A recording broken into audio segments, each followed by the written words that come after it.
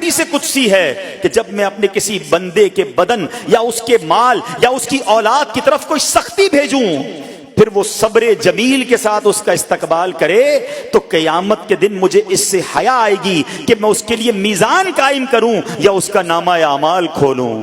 اللہ فرما رہا ہے مجھے حیا آئے گی کہ اپنے بندے سے اب کیا حساب لوں۔ جب آزمائش بھیجی تھی تو اس نے صبر کیا تھا، اس نے شکوہ نہیں کیا تھا۔ خدا کی قسم میں آپ سے پوچھتا ہوں میرا کوئی نقصان ہو جائے اور قیامت کے دن میرا نامہ اعمال نہ کھولا جائے، مجھے اللہ کی بارگاہ میں حساب نہ دینا پڑے، مجھے بتاؤ یہ دنیا کے حساب نقصان کی کیا حیثیت ہے؟ اگر ادھر بخشا جائے، سنو تو صحیح، رب فرما رہا ہے کہ مجھے حیا آتی ہے کہ اس کے لیے میزان قائم کروں یا اس کا نامہ اعمال کھولوں۔ ارے یہ ساری دنیا کی دولت، یہ ساری دنیا کی آسائش ایک طرف، اگر قیامت کے دن حساب کتاب میں آسانی مل جائے، اللہ بلا حساب جنت میں داخل کر دے، اس سے بڑھ کر کوئی نعمت نہیں۔ مگر آج افسوس یہ ہوتا ہے کہ اگر کسی پر امتحان آتا ہے، وہ اس امتحان میں فیل ہو جاتا ہے۔ اس حدیث میں ایک لفظ استعمال ہوا صبر جمیل کے ساتھ۔ اب یہ بھی بڑا مسئلہ ہے کہ لوگوں کو یہی نہیں پتا کہ صبر جمیل ہے کیا۔ لوگ کہتے تو بہت ہیں اللہ پاک آپ کو صبر جمیل عطا فرمائے، اب اس سے پوچھو بھائی صبر جمیل کی تعریف کیا ہے،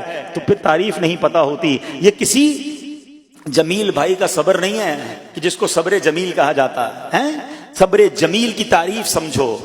علماء کہتے ہیں کسی مصیبت زدہ اور غیر مصیبت زدہ کو برابر میں دیکھو مگر دونوں میں کوئی فرق نظر رہا ہے، یعنی چہرہ بھی نہ بتائے کہ وہ کسی مشکل میں ہے، اس کی عادتیں بھی نہ بتائیں کہ وہ کسی پرابلم میں ہے، یعنی اس کو دیکھ کر پتہ ہی نہ چلے کہ وہ بڑی مشکل میں ہے۔ فرمایا یہ ہے صبر جمیل۔ مگر آج ہمارا حال یہ ہے، ہمارا چہرہ بتا دیتا ہے بھائی خیر تو ہے، بڑی ٹینشن میں ہو، ہاں یار کیا کروں بس موبائل ٹوٹ گیا، ارے بھائی بڑی چہرے پہ بڑی ہوائیاں اڑ رہی ہیں، بس کیا کروں جناب آج 5,000 روپے کھو گئے۔ 5,000 روپے کھو جائیں، چھوٹا سا نقصان ہو جائے، ہمارا چہرہ بتا دیتا ہے کہ ہمارے ساتھ کوئی معاملہ ہوا ہے۔ صبر جمیل یہ ہے کہ دیکھ کر کوئی پہچان ہی نہ سکے کہ یہ بندہ کتنی مشکل میں ہے، چاہے اندر کتنی تکلیف میں ہو، دنیا والوں کو نہ بتائے کیونکہ وہ رب کا بندہ ہے، وہ اللہ کی بارگاہ میں فریاد کرے۔ یہ صبر جمیل ہے اور اللہ اسے ہم سب کو نصیب فرمائے۔